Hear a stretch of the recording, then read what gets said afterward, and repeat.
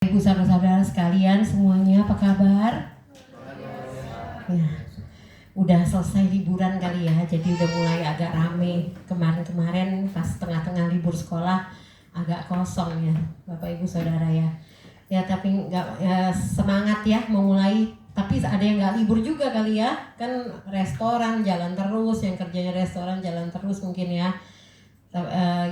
Yang kerja bisa cuti, kemarin Iren cuti kan ya, sempet jalan-jalan keluar kota. Nah tapi ini anak-anak juga sebentar lagi udah masuk sekolah, jadi udah kembali lagi ke rutinitas sebentar lagi ya Bapak Ibu Saudara. Ya bersyukur Tuhan Yesus tetap baik, amin. Ya, saya hari ini diberi kesempatan sama Pastor Doni untuk menyampaikan firman. Yang menurut Pastor Doni lebih baik jangan dia yang sampaikan topiknya, karena hari ini topiknya itu suami kepala keluarga, Bapak Ibu. Jadi katanya Pastor Doni, baiknya jangan saya, baiknya kamu aja yang sampaikan. Terus saya udah dapat pesan sponsor 2 nih, saudara ya. Yang satu dari Pastor Doni sendiri bilang, kamu kalau mau pakai contoh aku nggak apa-apa ya, yang jelek-jeleknya juga nggak apa-apa gitu ya. Yang jelek-jeleknya dulu kan berubah toh sekarang ya. Ada yang berubah, ada yang belum, nggak apa-apa. Oke. Nah terus jadi nah itu pesan sponsor dari Pastor Doni. Terus tadi juga Joyce pesan sponsor, nanti kalau mau tegur-tegur suami saya enggak apa-apa ya, begitu di mimbar. Aduh, tegur apa ya, saya cuman siapkan malam hari ini berdasarkan teks ya yang diberikan ke saya untuk topik ini, saudara ya. Kita sama-sama belajar, amin saudara. Dan saya percaya firman ini memang kalau topiknya bapak-bapak memang ya, untuk bapak-bapak, untuk kepala-kepala keluarga, tapi juga untuk kita semua, amin saudara. Kalau kepala keluarga, dia adalah pemimpin dari keluarga, dari rumah tangga. Kita semua yang sudah dipanggil oleh Kristus menjadi anak-anaknya, itu kita juga adalah pemimpin-pemimpin, amin saudara. Kenapa? Karena kita dipanggil untuk menjadi wakilnya kerajaan Allah di bumi ini. Jadi seorang pemimpin kan dia memimpin, memberikan teladan, sama kita juga Bapak Ibu Saudara. Nah kalau coba ya saya mau tanya gini, khususnya bapak-bapak dulu ya. Kalau tubuh kita ini keluarga kita ya, tubuh kita ini kalau tubuh kita keluarga kita, bagian tubuh manakah saya? Nah bapak-bapak jawab sendiri aja ya. Kalau kalau tubuh kita ini keluarga kita, bagian tubuh manakah saya gitu kan? Nah, apakah saya ini kepala yang aktif mengarahkan, atau bagian tubuh yang cuma ikut-ikutan gerak tanpa arah yang jelas gitu? Nah, makanya menarik kalau kepala keluarga, kalau seorang bapak ya, ayah ya, disebut kepala keluarga, itu menarik begitu ya. Kepala manusia itu berfungsi sebagai pusat sistem saraf. Otak yang ada di kepala kita ini yang mengatur gerakan, pikiran, emosi, ingatan, serta mengkoordinasi seluruh fungsi tubuh lainnya. Nah tapi kalau ada bagian otak yang rusak ya Bapak Ibu, misalnya ada orang yang sakit-sakit tertentu, nah itu yang mereka tiba-tiba tremor sendiri tangannya, atau mungkin ada yang gerak-gerak sendiri tangannya begini. Saya ada itu, kenalan saya suaminya seperti itu ya, memang sudah agak umur gitu ya. Nah itu berarti ada bagian otak yang rusak, tangannya itu bisa gerak-gerak sendiri gitu ya, atau malah lumpuh, tidak bisa gerak sama sekali. Jadi nggak jelas ya arahnya tubuh ini mau kemana gitu kan ya, mau dibawa kemana gitu ya. Nah begitu juga dengan keluarga. Kalau kepala keluarga tidak berfungsi dengan benar, entah karena mungkin dia pasif atau karena nggak hadir gitu ya, anggota keluarga yang lain jadi gerak-gerak sendiri tanpa arah yang jelas, atau malah seperti lumpuh, tidak tahu mau kemana gitu. Nah coba kita sama-sama mau buka hari ini dari Yosua 24 ayat 15 Bapak Ibu Saudara ya. Ini adalah Yosua 24 pasal ini merupakan wejangan terakhirnya Yosua. Jadi wejangan terakhir biasanya penting ya saudara ya. apapun yang pemimpin katakan, Yosua saat itu memimpin bangsa Israel menggantikan Musa pasti penting. Tapi ini terakhir. Jadi mungkin ini terakhir dia ada kesempatan ngomong. Biasanya orang kalau sudah tambah tua ya, dia lebih berani ngomong, bener nggak saudara? Orang tua lebih berani ngomong, biasanya rata-rata gitu ya. Karena mungkin dia pikir, wah ini terakhir kali aku mungkin belum tentu ada sempat lagi ngomong sama orang ini. Jadi dia lebih berani gitu ngomong. Nah ini Yosua juga ini adalah wejangan terakhirnya kepada bangsa Israel. Yosua 24 ayat 15, kita baca aja sama-sama ya. 3, 2, 1. Tapi jika kamu menganggap tidak baik untuk beribadah kepada Tuhan, pilihlah pada hari ini kepada siapa kamu akan beribadah. Allah yang kepadanya nenek moyangmu beribadah di seluruh masyarakat, atau Allah yang mengakui yang ini yang kamu yakini. Tetapi aku dan seisi rumahku, kami akan beribadah kepada Tuhan. Ya, jadi ini kata-katanya Yosua ya. Jadi ayat pasal 24 tuh semua tuh wejangan terakhirnya kepada bangsa Israel. Tapi ada ayat ini di mana Yosua meminta bangsa Israel untuk memilih. Ini udah saatnya kamu pilih deh gitu ya. Kamu beribadah kepada siapa gitu. Kepada Allah-allahnya orang bangsa-bangsa itu atau kepada Tuhan. Yang jelas aku dan seisi rumahku kami akan beribadah kepada Tuhan. Di sini kita bisa lihat ya pentingnya seorang kepala keluarga yang aktif. Dia menentukan pilihannya. Jadi Yosua dia nggak berbicara mengenai dirinya sendiri, tapi Yosua bilang aku dan keluargaku kami posisinya begini gitu. Dia berani ngomong seperti itu. Nah, dia kalau kita lihat di ayat yang pertama ya saudara ya, dia nggak ngomong ke bangsa Israel secara keseluruhan, secara umum enggak gitu. Tapi Yosua pilih orang-orang tertentu. Yang dipanggil tuh sama Yosua itu dia memanggil para pemimpin, para hakim, kepala-kepala suku untuk berkumpul dan mendengarkan pesan terakhirnya. Jadi dia nggak panggil semua orang Israel enggak, tapi dia panggil tuh leader-leadernya, pemimpin-pemimpinnya. Jadi dari ayat ini saudara kita bisa lihat ada 4 hal yang penting gitu yang bisa kita pelajari dari sini gitu. Yang pertama adalah signifikansi seorang pemimpin. Kita melihat bagaimana Yosua dia milih orang-orangnya yang dipanggil sama dia ya, yang dia mau. Karena dia tahu kalau dia pegang pemimpinnya, yang di bawahnya itu ikut gitu. Jadi pemimpin tuh fungsinya itu penting banget gitu. Yosua ngerti gitu ya.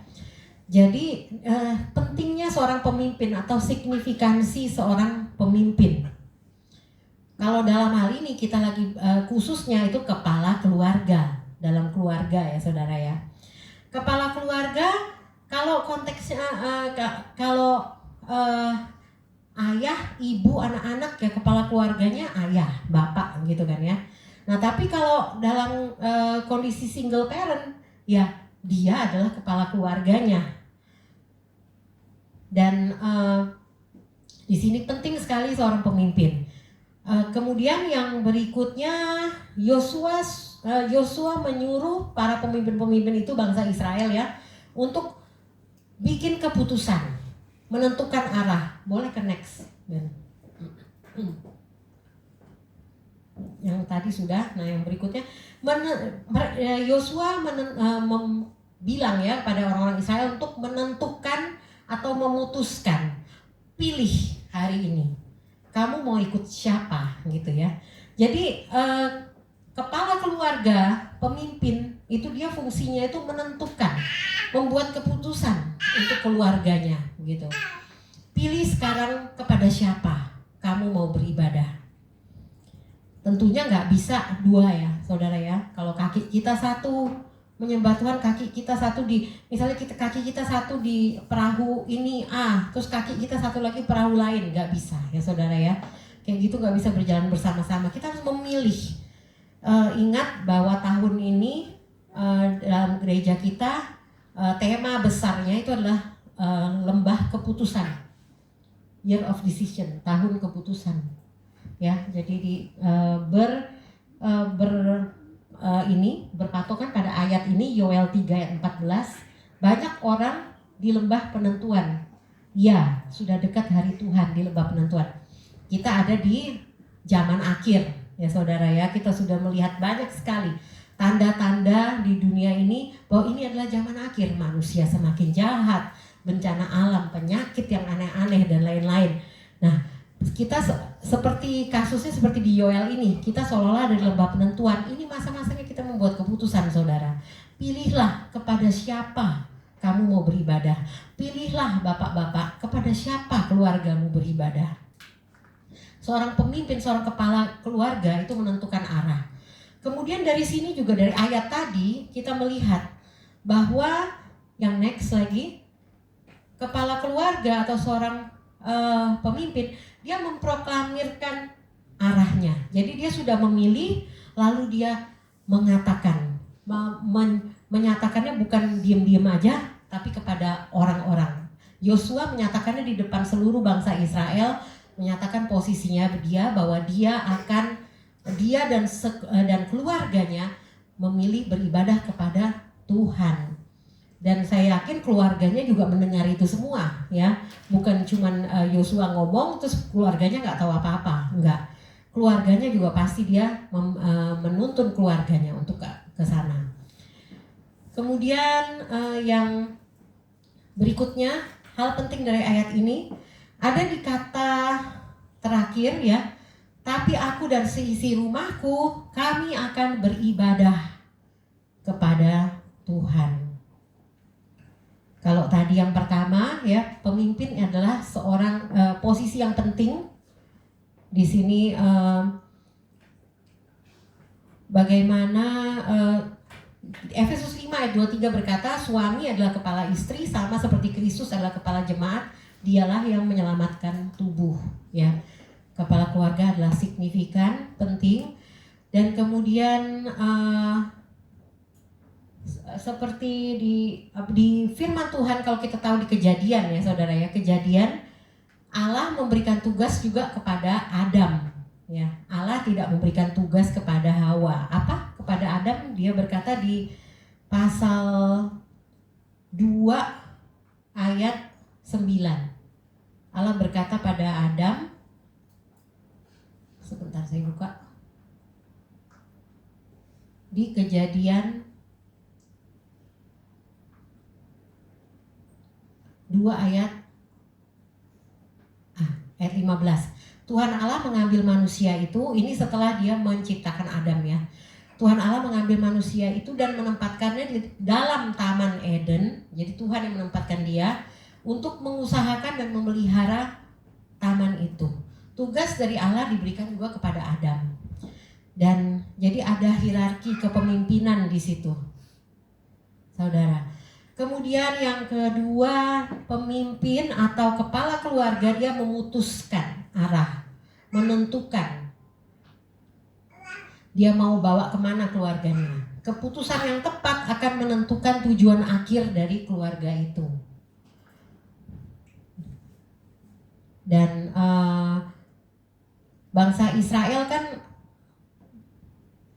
sebelumnya, coba masih di sini, ya. Nah, bangsa Israel, kita tahu ya, bangsa Israel itu disebut sebagai umat pilihannya Allah.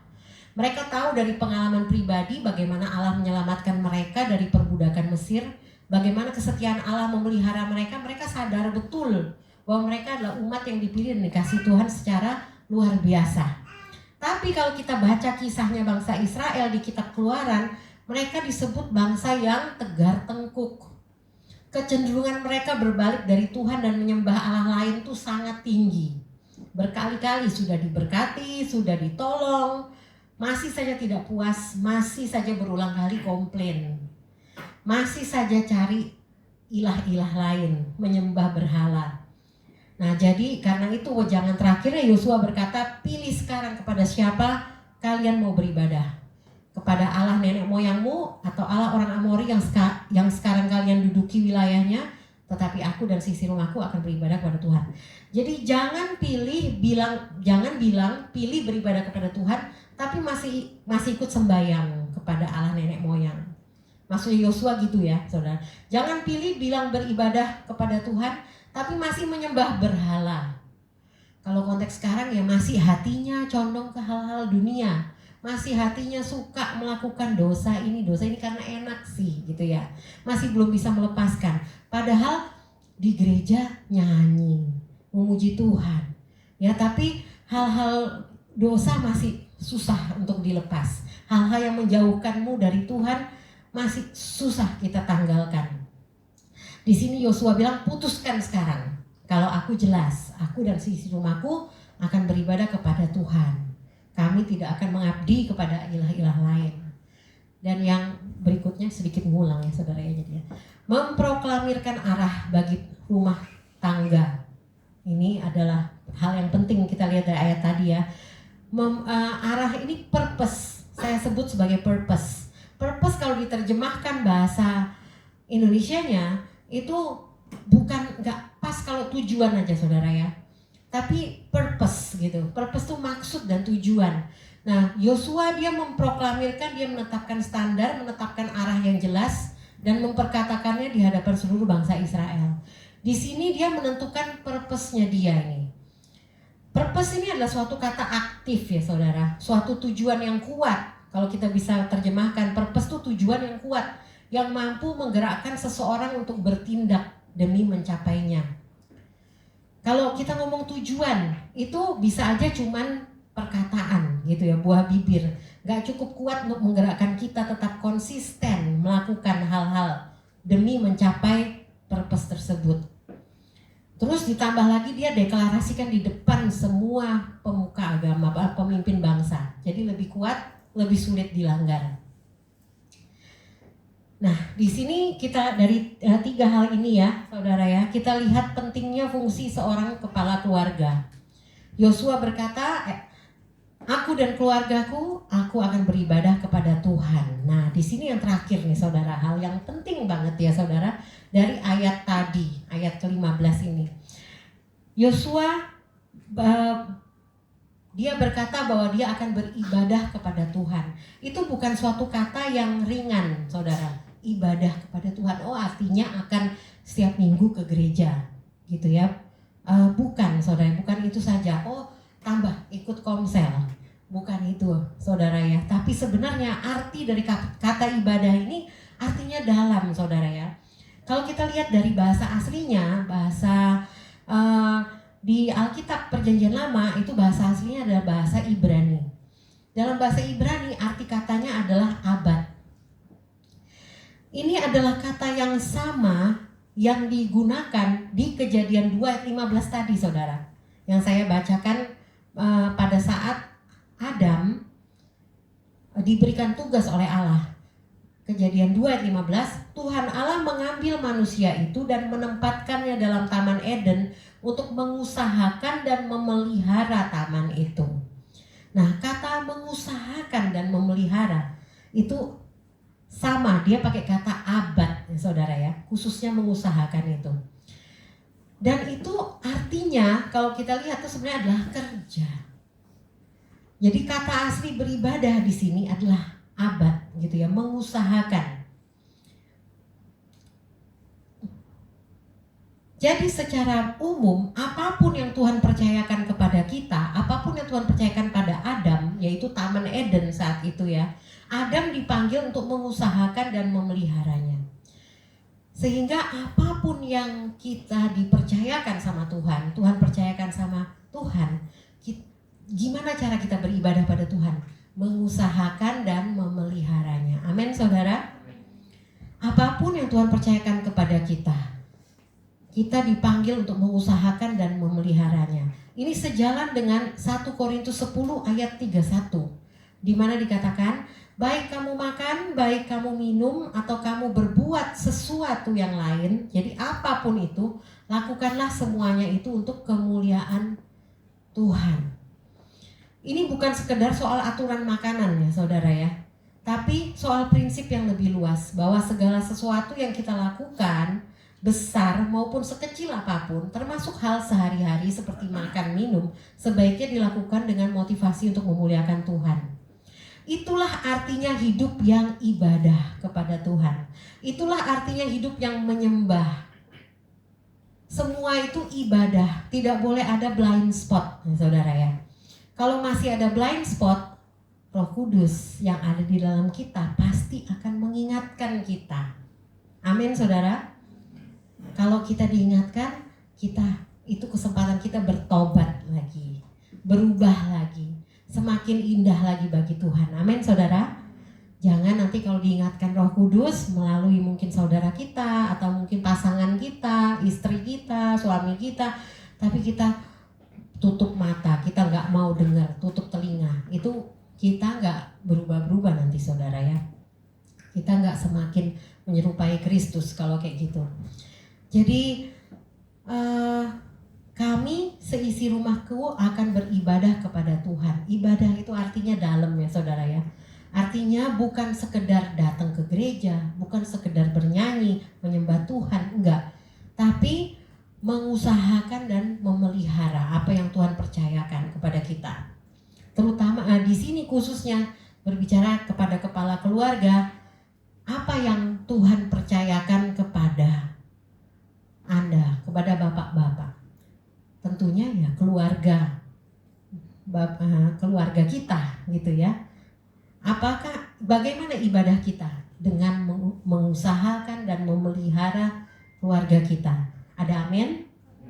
Berat ya tugasnya bapak-bapak ya.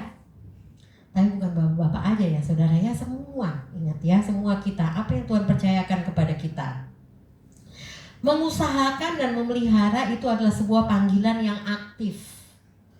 Kata mengusahakan dan memelihara itu kita di sini belajar dua hal ya. Kepala keluarga adalah suatu panggilan untuk aktif, bukan pasif. Kepala keluarga bukan panggilan sekali saja, lalu selesai tugas. Oh, aku udah bawa mereka ke gereja, kita orang Kristen ya, kita sekeluarga Kristen ya, selesai. Enggak begitu. Tapi bukan juga seperti ini, saudara ya. Bukan juga seperti saya sudah ngejar istri saya, sudah berhasil menikahinya, saya sudah punya pekerjaan baik. Selanjutnya terserah kamu yang urus rumah, kamu yang urus anak-anak. Dah gitu ya. Tapi ini panggilan untuk tetap konsisten, terus mengusahakan dan memelihara semua yang Tuhan percayakan dimanapun Tuhan taruh kita. Jadi kalau kebalikannya aktif itu apa, saudara? Pasif ya. Nah, bahayanya suami atau kepala keluarga yang pasif, saudara, apa tuh? Bahayanya kepala keluarga yang pasif. Nah, di Alkitab itu ada contoh betapa celakanya kalau seorang kepala keluarga itu pasif. Ada cerita mengenai Raja Ahab, saudara ya, di kitab Raja-Raja. Salah satu raja Israel. Siapa yang pernah baca kitab Raja-Raja, terus diulang lagi di Tawarik gitu ya ceritanya? Siapa yang pernah baca? Raja-raja Israel, raja-raja Yehuda itu kebanyakan baiknya atau kebanyakan jahatnya? Jahat. Banyakan jahatnya ya. Kalau kita baca itu ya, raja-raja Israel ya, begitulah ya, umat manusia ya, udah ditolong Tuhan masih aja. Nah, pertama kita dengar mengenai si Ahab ini disebut sebagai raja yang paling jahat gitu ya. Sebelumnya nggak pernah ada yang seperti dia. Pertama-tama kita mendengar tentang dia tuh 1 Raja 16. Next, udah. Next. Kayaknya slide terakhir. Oke, cepet kan saudara kan? Nah itu. Belum. Sampai titik yang pertama. Oke. Pertama kita mendengar tentang dia, Raja Ahab ini di 1 Raja-Raja 16 ayat 29 sampai 30. Kalau saudara mau buka nggak apa-apa ya. Nah disebut di situ Ahab, anak Omri, Raja Israel, menjadi raja atas Israel dalam tahun kesekian gitu ya. Dan Ahab bin Omri melakukan apa yang jahat di mata Tuhan, lebih daripada semua orang yang mendahulunya. Seakan-akan itu belum cukup, dia hidup dalam dosa-dosa Yerobeam bin Nebat. Maka ia mengambil pula Izebel anak Etbaal, raja orang Sidon, menjadi istrinya. Sehingga ia pergi beribadah kepada Baal dan sujud menyembah kepadanya. Kemudian ia membuat mezbah untuk Baal di kuil Baal yang didirikannya. Sesudah itu Ahab membuat patung lagi Asyera. Dan Ahab melanjutkan bertindak demikian sehingga ia menimbulkan sakit hati Tuhan Allah Israel lebih dari semua raja-raja Israel yang mendahuluinya.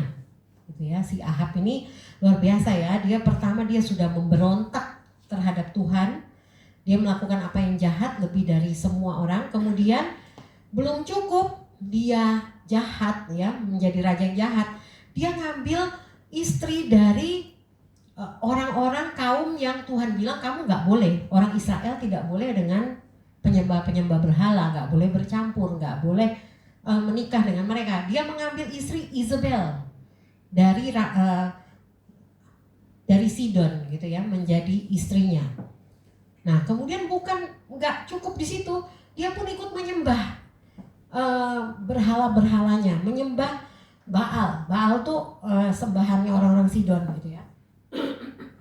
Dan dia juga membuat mezbah, luar biasa ya si Ahab ini.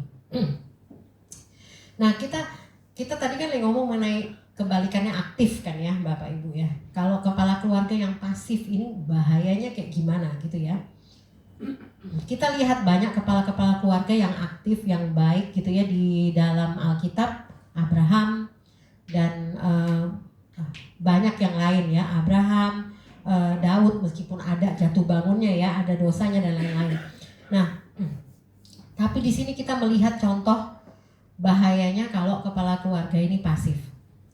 Nah, si Ahab ini di pasal 21, 1 Raja-Raja pasal 21, dia diceritakan bahwa Ahab itu dia suka sama kebun anggurnya Bapak Nabot gitu ya. Bapak Nabot ini ada orang namanya Nabot di sebelahnya istananya dia gitu.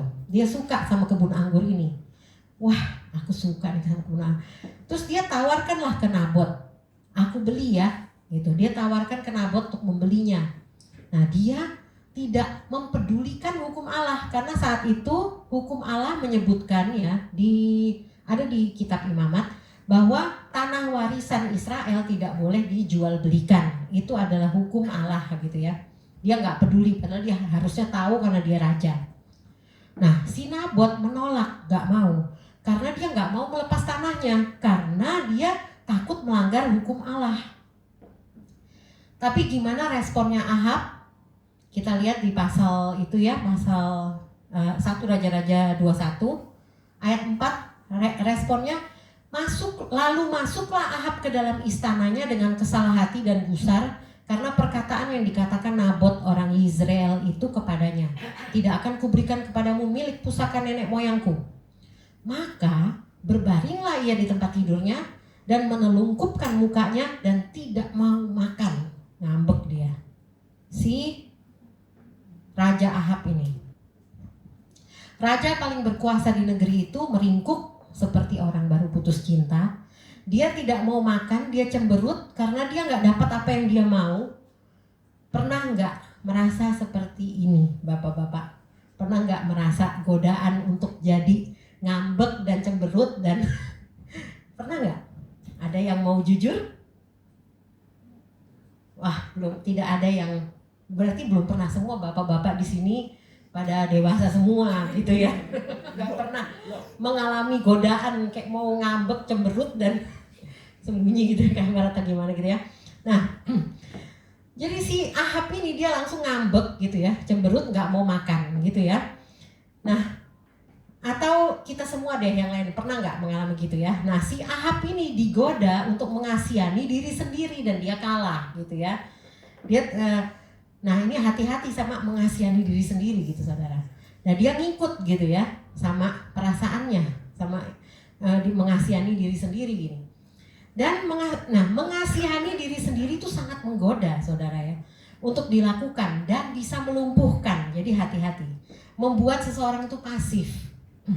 Ini bisa membuat seorang pria enggan mengakui dosanya, enggan memulai rekonsiliasi, enggan mengangkat telepon, enggan mencoba mengadakan renungan keluarga, enggan mengambil keputusan sulit atau mengambil langkah yang benar karena berat gitu.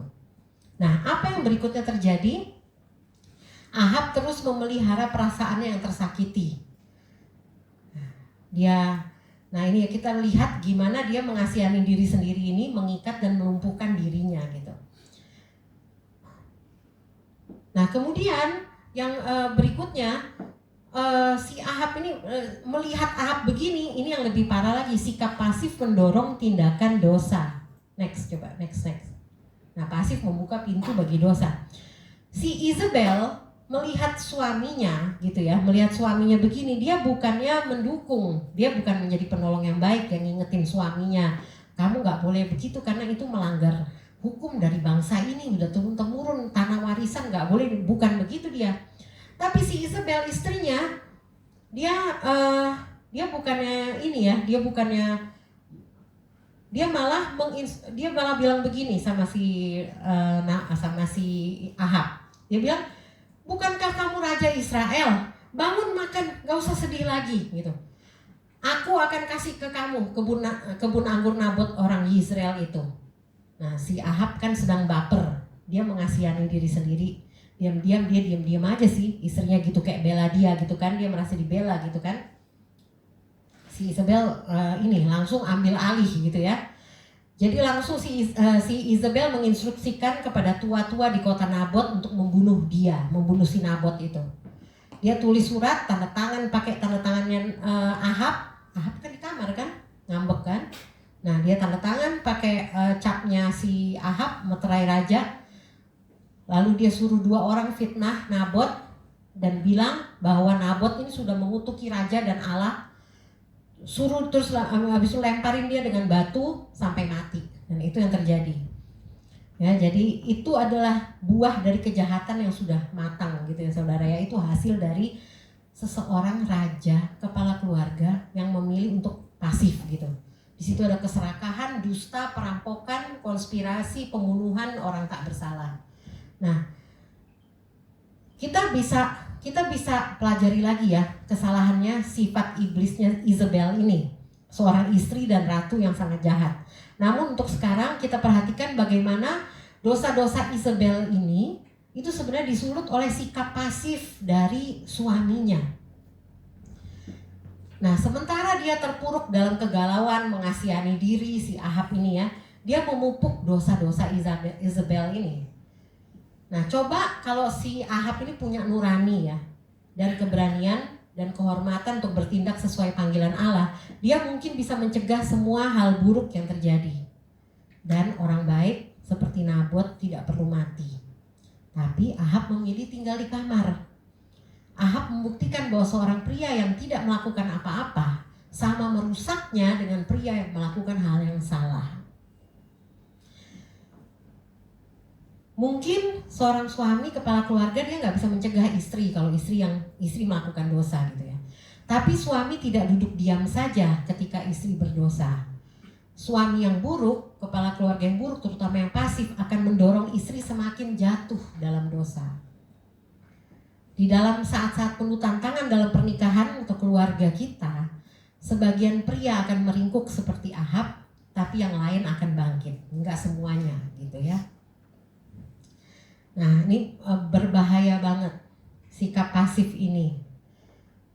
Kemudian si Isabel ini dia bilang ke Ahab bahwa Nabot sudah mati. Kebun anggurnya sekarang sudah bisa kamu ambil. Aku sudah urus semuanya buat kamu, Ahab, gitu katanya si Isabel. Kemudian ayat 16 menceritakan begitu Ahab mendengar bahwa Nabot sudah mati, dia langsung turun ke kebun anggur itu dan mengambilnya menjadi miliknya. Lagi-lagi ini pasif, tidak ada action. Bukannya dia tanya balik atau marahin istrinya ya, apa yang sudah kamu lakukan? Dia nggak gitu. Bukannya dia nanya, si Nabot mati kenapa gitu ya. Atau dia nggak nanya juga, kebun anggur orang mati itu emang hakku ya? Emang aku boleh ambil? Dia nggak nanya begitu. Tapi begitu dia dengar si Nabot mati, dia dapat kekuatan langsung untuk bangkit dari tempat tidurnya dan pergi menikmati kebun anggur orang lain. Nah, kemudian Allah berbicara kepada nabinya Elia, gitu ya, Nabi Elia. Di sini kita lihat perbedaan. Seseorang yang aktif gitu ya. Dan ini Elia bersedia bangkit. Allah berbicara kepada nabinya dan Elia bersedia bangkit gitu ya. Maju dan mengkonfrontasi si Ahab itu. Masih segar darahnya Nabot di jalanan, tapi Elia berani mendatangin Ahab. Dia datang ke Ahab ya saudara, bukannya Isabel. Karena sekali lagi pemimpinnya itu Ahab gitu ya. Dan menyampaikan firman Allah. Ahab, kamu sudah memperbudak diri dengan melakukan apa yang jahat di mata Tuhan. Nah, ini bukan hal yang mudah ya saudara ya. Elia bisa aja takut ya. Mereka baru saja membunuh pria yang menolak menjual kebun anggur. Bayangkan apa yang mereka bisa lakukan ke Elia ini. Nah, sementara pria-pria lain menonton dan diam, bahkan mungkin berpartisipasi dalam ketidakadilan ini. Ada satu pria yang menolak untuk godaan bersikap pasif dan merengkuh ketaatan itu. Dia lebih baik mati daripada duduk dan melihat hukum Allah dirusak. Dia ini Elia ya saudara. Dan sikap pasif Ahab berbalik kepada dia. Bukan saja kepada dia, tapi kata semua orang yang dikasihinya, anak-anaknya dan cucu-cucunya. Kita lihat bagaimana Allah melalui Elia bilang, Ahab, kamu bakal dihukum, kamu akan mengalami masalah ya, penghakiman kepada Ahab. Elia sampaikan ini adalah firman Tuhan, sampai anak dan cucumu juga akan mengalami hukuman dari Allah. Nah, jadi sikap pasifnya Ahab ini efeknya ngerusaknya bukan cuma dia, keluarganya, tapi juga ke anak-anaknya dan cucu-cucunya. Dan istrinya tentunya nanti. Nah, ini penghakiman terhadap Ahab ini kita bisa lihat bagaimana dosa itu merusak rumah tangga. Kalau suami jadi pasif, seluruh keluarga menderita. Jadi pasif tadi kebalikan dari aktif ya saudara ya. Kebalikan dari mengusahakan dan memelihara apa yang Tuhan percayakan kepada kita. Kalau kepala keluarga ya, istrimu, anak-anakmu, seluruh keluarga ya, nggak bisa ya saudara milih. Aku cuma mau memelihara yang ini enggak gitu. Makanya saya suka sama janji nikahnya GBI Rock. Janji nikahnya GBI Rock ini agak beda saudara. Kalau saudara perhatikan, ketika suami berkata, aku berjanji akan memelihara dengan penuh kasih sayang anak-anak yang dilahirkan oleh istri, ya ketika saat itu dikatakan seperti itu, dia nggak sebut anak-anak yang sama aku aja ya, gitu, enggak. Tapi dia nggak dibatesin saudara.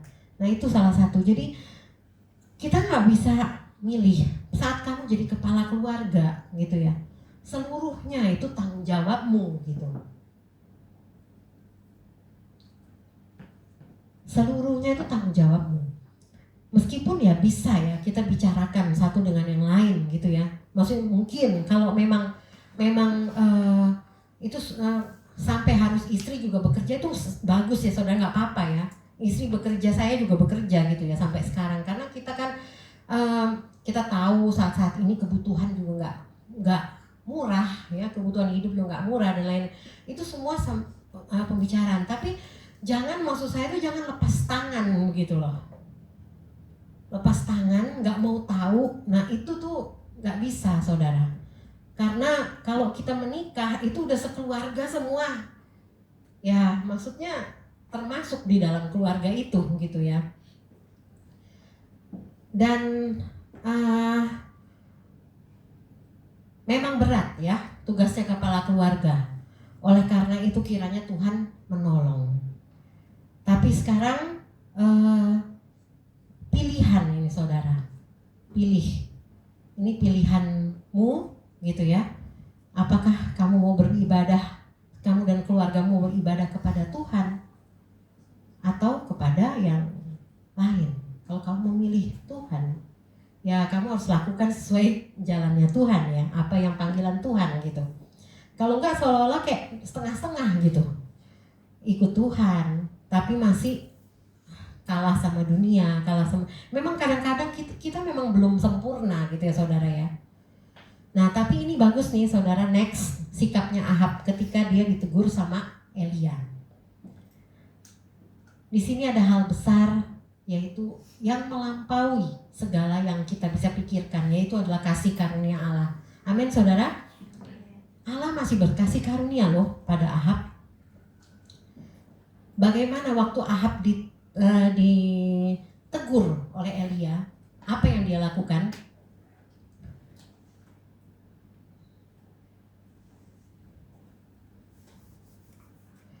Segera sesudah Ahab mendengar perkataannya Elia, ia mengoyakkan pakaiannya dan mengenakan kain kabung pada tubuhnya dan ia berpuasa. Ia berbaring dengan memakai kain kabung itu dan berjalan dengan langkah lesu. Orang mungkin mengira ini masih orang yang sama ya, yang kita lihat sebelumnya, yang mengasihani diri sendiri, yang menolak makan, berbaring di kasur. Tapi ternyata ini bukan orang yang sama lagi. Setidaknya Tuhan melihat, dia tidak marah, meledak-ledak karena Elia, enggak. Atau makin larut dalam rasa mengasihani diri sendiri dan sikap pasif, enggak. Dia enggak tambah itu. Tapi Ahab justru merendahkan dirinya dalam pertobatan. Dia berhasil melakukan hal yang berat itu. Dia melihat dosanya, membenci dosanya dan mencari belas kasihan Tuhan. Jadi Tuhan melihat itu ya saudara ya. Ingat, manusia melihat apa yang di depan mata. Mungkin manusia menghakimimu terus. Mungkin, pasti. Tidak apa-apa. Tuhan melihat hati. Amin saudara. Hati yang hancur itu Tuhan hargai. Hati yang mau berubah, hati yang mau bertobat itu Tuhan hargai. Nah Tuhan kemudian berfirman kepada Elia, sudahkah kau lihat bagaimana Ahab merendahkan diri di hadapanku? Karena ia merendahkan diri di hadapanku, nah jadi diperinganlah hukumannya. Hukumannya masih ada, tapi diringanin sama Tuhan. Gak apa-apa ya, kadang-kadang kita harus ngalamin hukumannya Tuhan karena kesalahan kita sendiri. Tapi asal kita mengalaminya bersama dengan Tuhan. Amin saudara. Mendingan gitu. Tuhan menegur orang, anak-anak yang dikasihinya. Amin saudara. Jadi kalau saat ini kita masih menerima teguran dari Tuhan, bersyukurlah. Artinya kita disayang Tuhan. Amin saudara. Nah gampang banget sih buat kita benci sikap pasifnya Ahab tadi ya. Raja yang keras kepala, ngambek terus. Sementara istrinya melakukan pembunuhan yang secara terang-terangan mengabaikan bahkan mengejek panggilan Tuhan untuk memimpin dan mengasihi. Ahab yang egois, menaruh keinginannya sendiri di atas kehendak Tuhan. Tapi yang lebih, itu gampang ya kita membenci Ahab dan lain-lain ya. Tapi yang lebih susah adalah membenci sikap pasif yang ada dalam diri kita sendiri. Seringkali kita gampang lihat balok selumbar ya di matanya orang, tapi kita nggak bisa lihat balok di mata kita sendiri. Tapi lebih susah adalah membenci sikap pasif yang ada dalam diri kita sendiri. Apakah kita suami-suami, kepala-kepala keluarga, pemimpin-pemimpin dalam Kristus mau mempraktekkan kasih yang penuh pengorbanan, yang aktif? Apakah kita akan tetap memimpin walau lagi nggak enak buat memimpin? Apakah kita mau menerima belas kasihan Tuhan, merendahkan diri di hadapannya, melepaskan kesombongan dan sikap mengasihani diri sendiri untuk melawan godaan untuk jadi pasif? Menjadi pasif itu godaan yang besar mungkin ya saudara ya. Daripada susah, istriku pinter, dia aja yang maju gitu kali ya.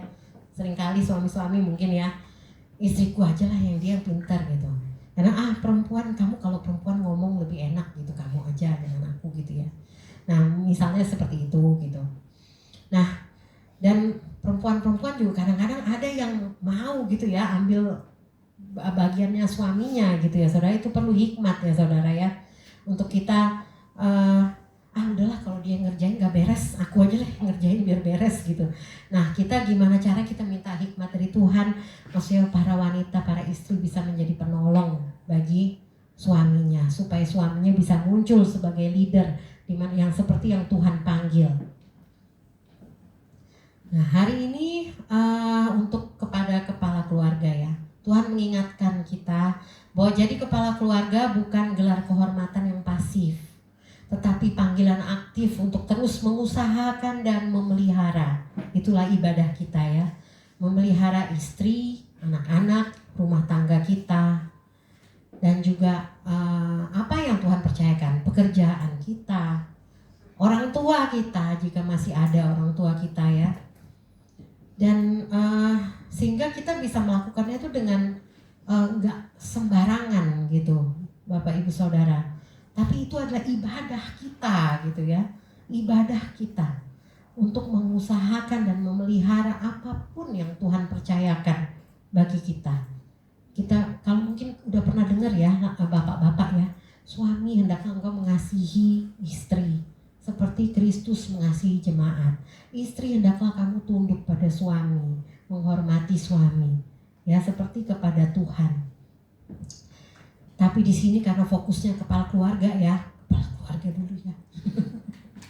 Oke, yang lain ya tetap juga ya saudara ya. Nah jadi belajar dari sekarang, karena nanti kita semua akan punya keluarga masing-masing. Jangan yang istri-istri jangan seperti Isabel ya, belain suami mati-matian, suami salah juga dibela gitu ya. Ada lagu itu yang salah zaman dulu, ada lagu yang enak Bryan Adams yang nyanyi, everything I do it for you, gitu kan. Dia bilang, apapun yang aku lakukan untukmu. Aku disuruh bohong juga, aku bohong buat kamu. Aku disuruh apa juga, oke buat kamu gitu ya. Nah jangan seperti itu ya, itu bukan penolong yang baik untuk suami gitu. Nah, kepala keluarga apakah seperti Yosua, bapak-bapak berani memutuskan, memproklamirkan arah rumahnya, dan juga memutuskan dengan jelas kepada siapa keluarga akan beribadah, bersandar. Kemudian bukan cuma niat dalam hati ya, tapi terucap dan terlihat dalam tindakan sehari-hari, memimpin doa keluarga, membaca firman bersama, membuat keputusan sulit, hadir dalam konflik, bukan menghindar seperti Ahab. Jangan biarkan diri kita jatuh dalam pasivitas, sikap pasif. Karena kepasifan seorang kepala keluarga akan membuka pintu bagi masalah yang lebih besar dalam rumah tangga. Kalau selama ini kita sudah terlanjur pasif, tidak peduli, tidak peka gitu ya, itu juga termasuk pasif ya saudara ya. Aduh istri sampai susah-susah gini gimana, tapi suaminya nggak peka gitu ya, nggak menolong, nggak peka. Nah itu juga termasuk pasif, nggak mau tahu gitu ya. Nah kalau udah terlanjur begitu, saudara jangan putus asa. Seperti Ahab yang mendapat anugerah ketika dia merendahkan diri dan bertobat, Tuhan juga menyediakan pengampunan, memampukan kita untuk mulai hari ini aktif kembali, mengusahakan dan memelihara keluarga kita. Untuk para istri, doakan dan dukunglah suami dalam perannya sebagai kepala keluarga. Peran mereka gak gampang, tapi mereka sudah dipilih Tuhan untuk melakukan itu. Mereka pasti bisa. Alih-alih mengambil alih seperti Isabel, ya, ketika suami mulai pasif, doronglah dia untuk bangkit dan memimpin dengan kasih. Kalau suaminya baperan, jangan terus dipuk-puk terus ya gitu ya saudara ya. Kayak tapi bangkitkan ya biar kuat. Laki-laki tuh harus kuat, oke? Jangan terus sayang-sayang, aduh kamu ini, aduh kasihan kamu ya, aduh jangan gitu deh saudara ya. Laki-laki harus kuat, harus bisa memimpin keluarga. Kemudian jadi dengan sikap menghormati ya para istri ya, bukan merendahkan atau mengambil alih perannya. Untuk anak-anak dan jemaat-jemaat yang lain, hormatilah orang tua atau kepala keluarga yang Tuhan taruh dalam hidupmu.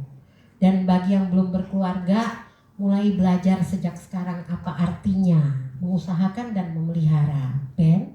Oh, masih jauh ya Ben ya?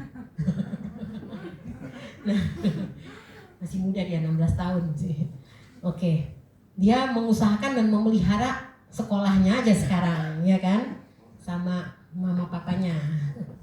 Dan dalam hal pekerjaan, pelayanan, dan setiap tanggung jawab yang Tuhan percayakan, sekecil apapun itu, ya kita mengusahakan dan memelihara. Amin, saudara. Siapapun itu. Pekerjaan mungkin ya, pasti sih bukan mungkin. Yosua berkata, aku dan seisi rumahku kami akan beribadah kepada Tuhan. Biarlah ini juga menjadi seruan dan keputusan setiap keluarga hari ini. Amin. Oke, saya undang para pemusik untuk maju ke depan. Kita sama-sama menyanyikan lagu yang terakhir tadi dinyanyikan ya. Sujud di altarnya.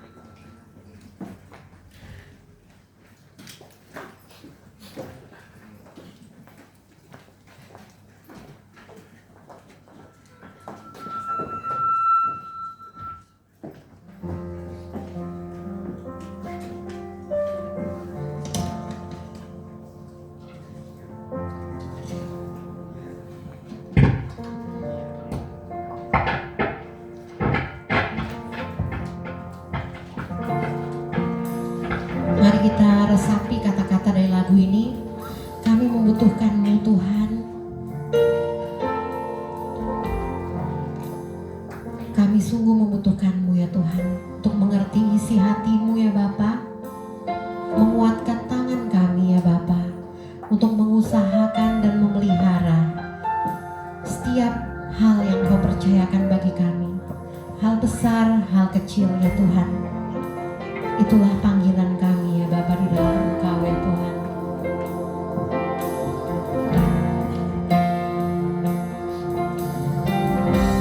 Sujud di altarnya,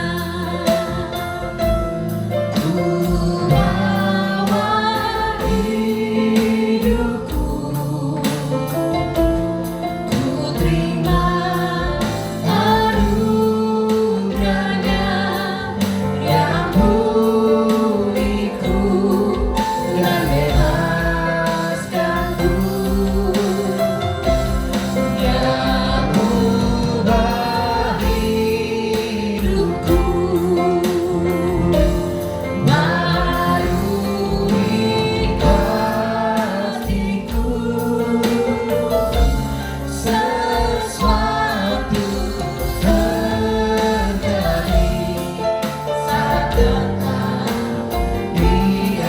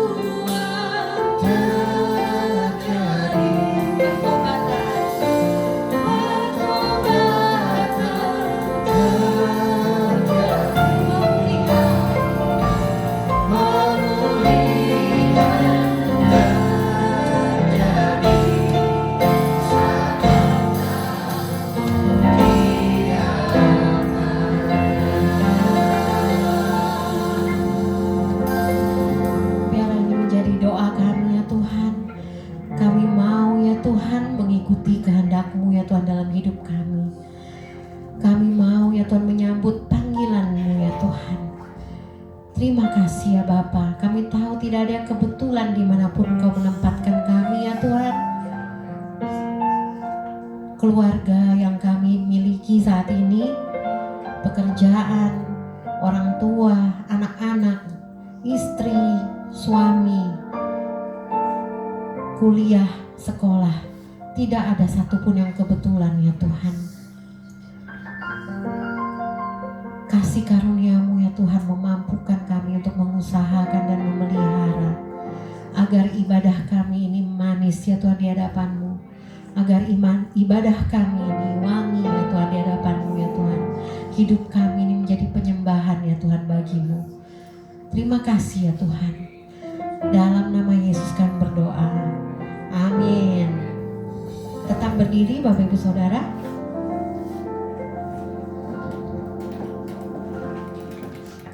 Mari kita sama-sama mendeklarasikan pengakuan iman rasuli.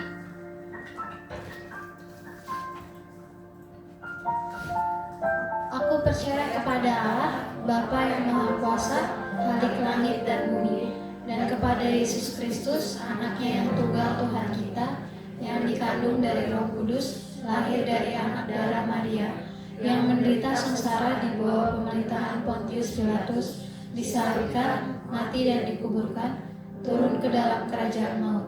Pada hari yang ketiga, bangkit pula dari antara orang mati, naik ke surga, duduk di sebelah kanan Allah, Bapa yang Maha Kuasa. Dan dari sana Ia akan datang untuk menghakimi orang yang hidup dan yang mati. Aku percaya kepada Roh Kudus, gereja yang kudus dan am, persekutuan orang kudus, pengampunan dosa, kebangkitan tubuh, dan hidup yang kekal.